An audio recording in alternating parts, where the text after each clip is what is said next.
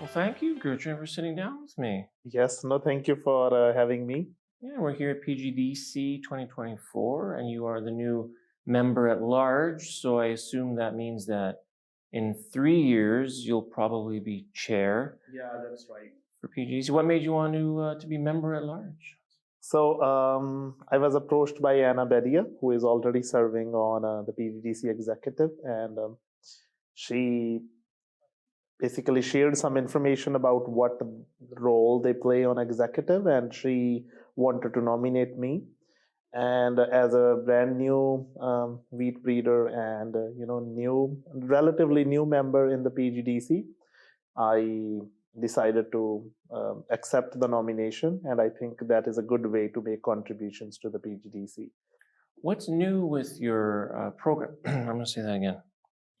Now, you recently took over a new position, University of Alberta. Yeah. You were at UBC. Now you have your own program at University of Alberta.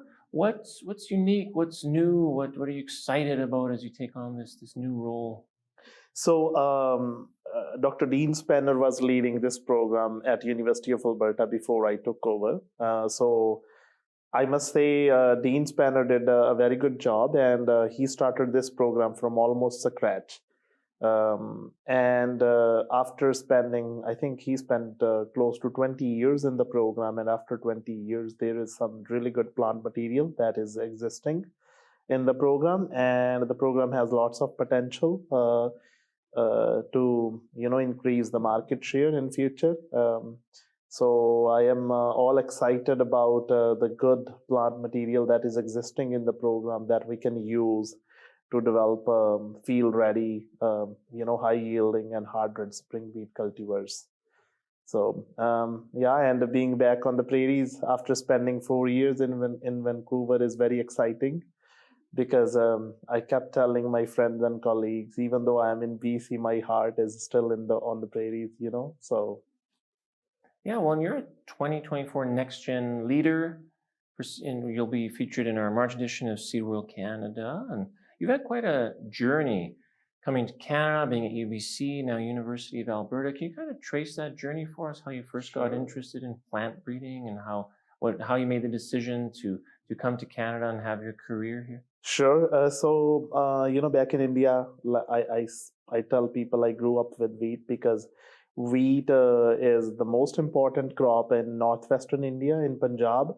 Punjab is known as breadbasket of India. So while I was doing a bachelor's in my in agricultural sciences at Punjab Agricultural University, I came across rust diseases, mainly stripe rust, and it is probably the most devastating disease. So I decided to work on rust, but pursue my grad studies abroad, and I landed in Saskatchewan in CDC and worked on stripe rust with Randy Kutcher for my master's.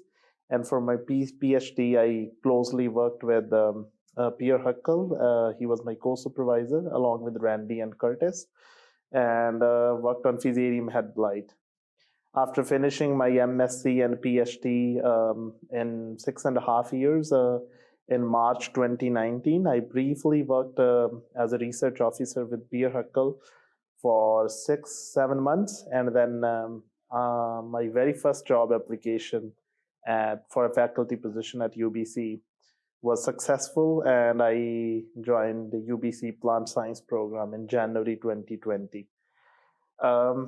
BC has some unique advantages, even though the grains is not really a big crop in BC. But I took advantage of my working relationships with producers and researchers on the prairies, and decided to continue or start a new small grains program at UBC, which I believe was very successful, thanks to the producer groups and the funders who made it possible. So in 4 years, we worked on more on the pre-breeding genetics end, and but I was keen on making a comeback to the prairies and lead a breeding program. So Dean Spanner's program was an ideal fit. So I'm very excited and happy that I was able to get that program. Yeah, I bet. What's your advice to aspiring young breeders, people just getting into the field, for how they can be successful in doing this whole breeding? You know, plant breeding is all about spending more time in the field and spending more time with the plants. Um, so I don't know who said it.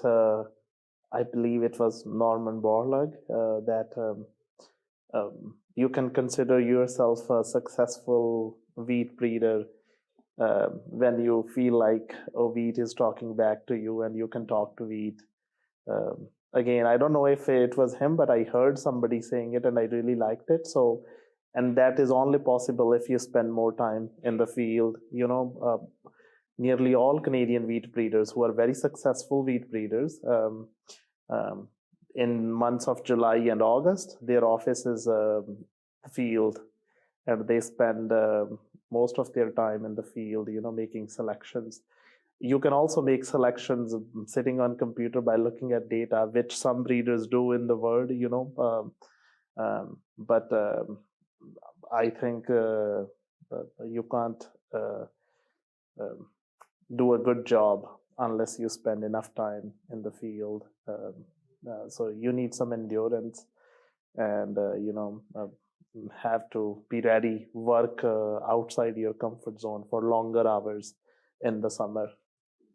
Yeah, it's not an easy job. Yeah, it's like no pain, no gain, That's a good headline. I like Yeah. that.